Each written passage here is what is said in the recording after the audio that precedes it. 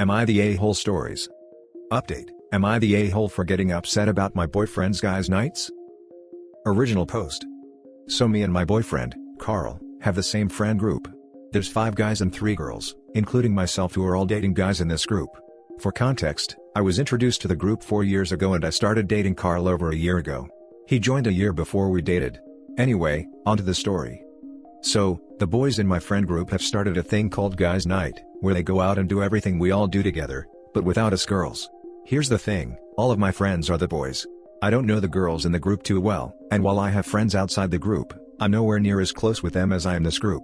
They say they need to spend some quality time with their friends, and that if I went, they'd have to invite their girlfriends. And it's not every so often, it's every 2 weeks on a Saturday, which is the one day I can go out. So basically, while my boyfriend goes out with all my friends, I have to be stuck at home by myself. And what's worse is, when we all do hang out, they constantly bring up stuff that happened on Guys Night saying, "You had to be there." This had been going on months.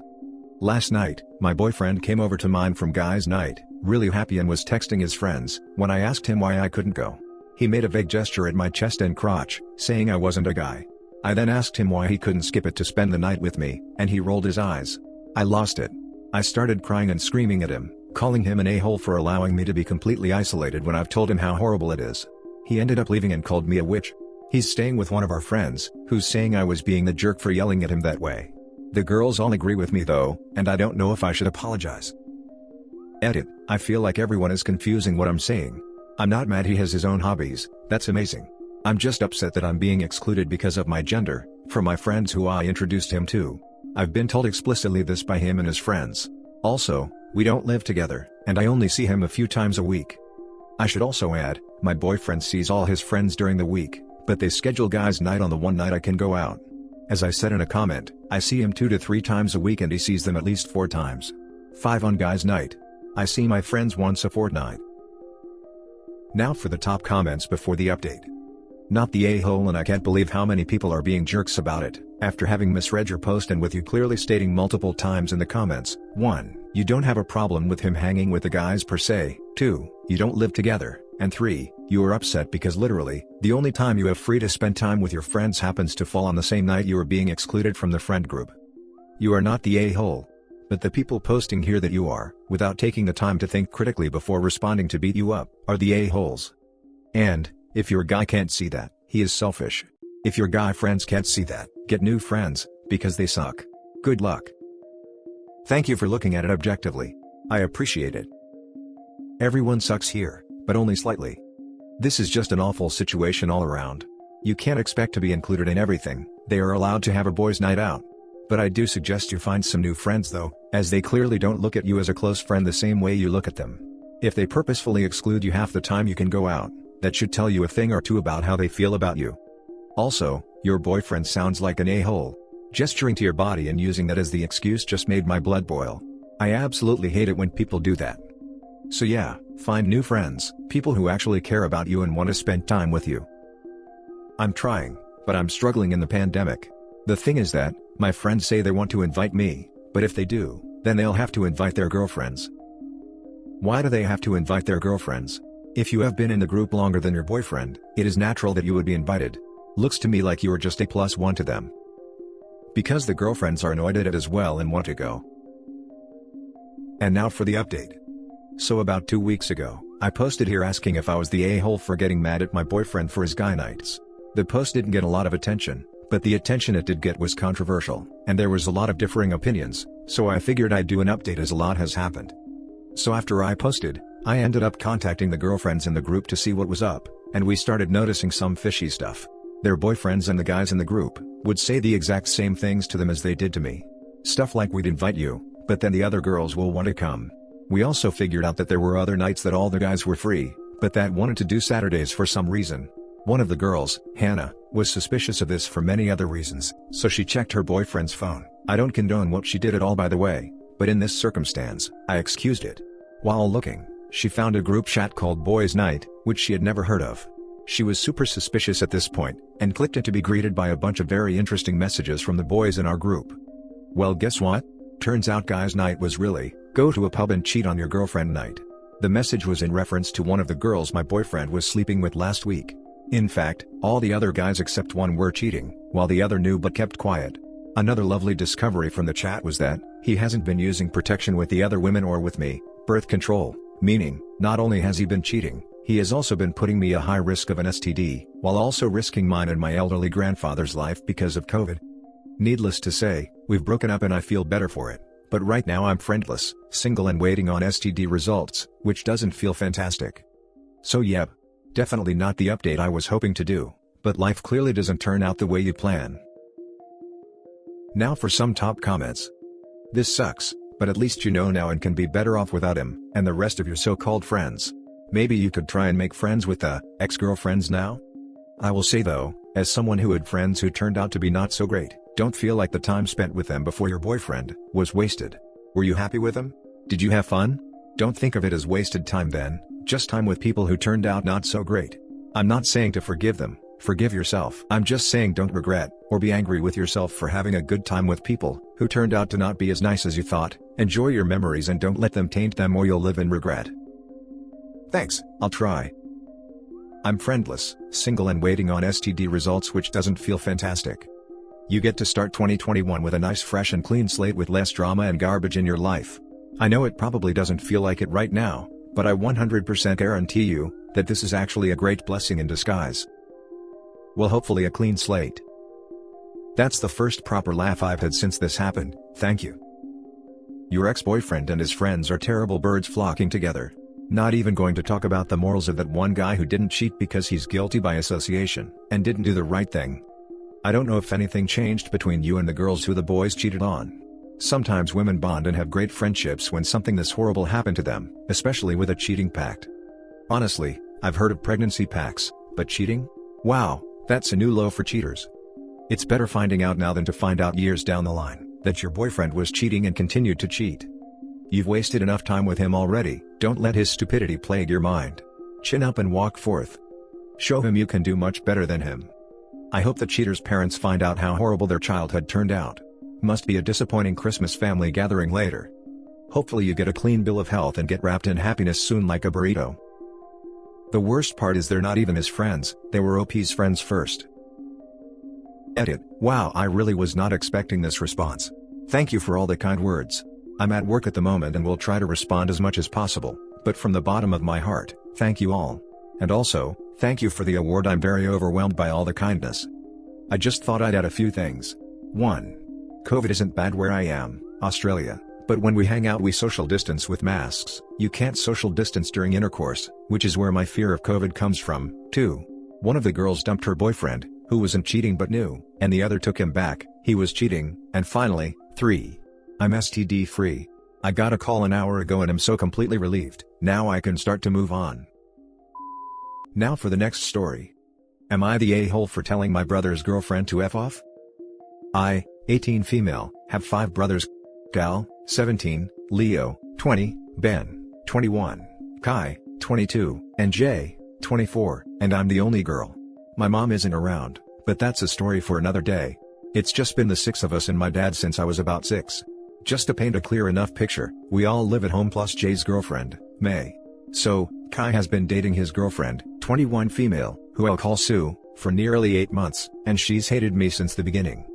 When she started coming around, she would always give me dirty looks, make nasty comments about my outfits. 4 months in, she started to actualize anything I did with my brothers. I would give them a small hug when leaving, and say I love you. I didn't see anything wrong with that. She'd say it was weird that I was 18, and still hugging my brothers and my dad shouldn't give me a kiss on the forehead because only couples do that. She said it looked dirty, and she didn't feel comfortable with the hugs. So, Kai stopped allowing me to hug him, and when I say I love you, he doesn't say it back anymore. At one point, Jay and May had spoken up on my behalf because she was being a complete witch to me. May said Sue was the only person who sees anything wrong with how we are, and she was disgusting. No one in our house likes her. Today, Sue came into my room without knocking, and seen I was lying down in an old shirt of Kai's, as they give me their old shirts sometimes. If the shirt is long enough I'll sleep in just the shirt, which I was doing, but I always make sure my door is closed, and if it isn't, I wear shorts or stay under my blanket. She got upset, saying I needed to stop trying to be so close with Kai. That it wasn't normal sibling behavior? I reminded her she walked into my room not giving me enough time to cover up, Plus it was a complete invasion of my privacy, and I didn't see how I was trying to be close when I was only wearing his old shirt. I finally had enough when she said I was an attention seeker and I dressed provocatively around my brothers and dad to get their attention. She topped it off with, "I don't see how May could live here because of how needy you act." So I told her to F off, and that there was something mentally wrong with her. Now is where I ask if I am the a-hole, because Kai is mad at me, saying she was having a bad day and I should have taken her feelings into consideration. He was at work when it happened, but May was home along with Cal and they heard it all go down. They backed me up, but my brother thinks I should still apologize for being mean, and shutting the door in her face. He hasn't talked to me since it happened either. Now for the comments. While legally you are all considered adults, your father as the parent and presumed homeowner, should have nipped this in the bud immediately. If I was your dad, I would have informed both Kai and his girlfriend, she was no longer permitted in my home, period. He would be welcome to move out if he didn't agree with me. Not the a-hole. Agreed, not once was the father brought up and having done or said something. Dad should have a talk with Kai and his girlfriend to get to the bottom of the issues the girlfriend has with OP. Not the a-hole, just start loudly asking what her obsession with incest is, every time she talks crap to you. Or why she feels the need to actualize everything you do. OP should say, "Oh my god, why are you so obsessed with me," every time the girlfriend say anything to her. Not the a-hole. His girlfriend is a jealous freak. Red flags all around. That one is going to be trouble. I totally agree, not the a-hole. She sounds over the top and abusive, but her brother is too besotted to see it. Edit, a lot of people are asking about my dad and I realize I hadn't said much about him, but he isn't around much to be honest. He works a lot, so he's only ever been present for less than 10% of her BS. And a lot of you also think I should talk to him/have a family meeting, and I'll try to talk to everyone around dinner maybe. A big thank you to everyone who's replied too. Someone mentioned sitting down with Jay's girlfriend, May, and talking to Kai, which I totally like. And if by some dumb reason he still doesn't believe Sue is in the wrong, I'll just send him the link to this post and call it a day lol. Am I the a-hole for telling my late fiancé's dad that I will call the police when he took the engagement ring? My fiancée passed away last March from infection. She was dealing with organ failure and was becoming weaker. She was 25 and I'm 30. I proposed to her at the hospital, because the longer I waited, the worse her condition got, and we were only engaged for a few days. She went into a coma and passed away. I was devastated and mad. I was mad at everyone, and had so much anger and grief that I was too weak to deal with. I just couldn't deal with the fact that I had no choice but to start to learn to live without her. It was incredibly hard phase and I'm still learning to adapt, but I have some of her stuff that bring me comfort and a bit of joy. This is my first Christmas without her, and I wanted to do what I did every year and buy her a nice gift, but I don't know where to take it, frankly. Lately, her dad has been contacting me, wanted to come and take some of my fiancé's stuff, even though he already took what he wanted. I told him to wait for me till I get home, but he must have had the spare key that my fiancé had. It's my apartment and he never returned it to me. In 2 hours, he called me and said that he already sorted through her stuff, and took what he needed. I was pretty pissed at this point because there's stuff that are sentimental to me, and I had no idea what he took. I got home and I found that among the stuff he took, was my fiancé's engagement ring. The reason I knew he took it, is that the ring was in my closet, not with her things. The way my clothes were scattered was an indicator he had no business going through my things and taking it. I called him several times, but only his wife, fiancé's stepmom, responded. He called me back at 11 p.m., and I asked him if he took the ring I proposed to my late fiancé with. He avoided the question, then said that he indeed took it. I lost it. I told him he had no right to even be in my bedroom and take something that belongs to me. He corrected me, saying the ring was on his daughter's finger before she passed away, therefore it was hers and he gets to keep it. I argued with him and told him I paid for the ring, and also and more importantly, is that this ring belongs with me since it's a sample of my relationship with my fiancé and I just can't let go of it like that. He reminded me that I'm not her husband, and that from now on, he doesn't have to deal with me. I got so mad at him I told him he has 2 days to bring it back, or I'll call the cops. He hung up after calling me names. Family and close friends heard from him, and said I was out of my mind to call the police on my late fiancé's father no matter the reason. They didn't let me explain, and said that my pain and grief are nothing compared to a parent losing their child. They've all called me pathetic and attention-seeking. God knows what. But I insisted and told them that I'll do it. Now for the top comments. Not the a-hole. And he still has your key. Yes he does. And I don't know if he made other copies. I thought I had the key returned after the funeral, but I was too tired and didn't know for sure. Maybe he made another copy, I really don't know. Change the locks and call the police. You were robbed. He stole from you. I'm so sorry, my deepest condolences. It would have been justified calling the police even if he didn't take the ring, because he let himself into your home without permission. You were actually robbed. Call the police, get that ring back. It's hard for both of you, without a doubt, but he is acting unreasonable and immature. I'm so sorry you're dealing with all of this. I hope it gets resolved quickly. I'm so sorry for your loss. Not the a-hole. What he did was burglary. He entered your home without your permission and removed property that didn't belong to him.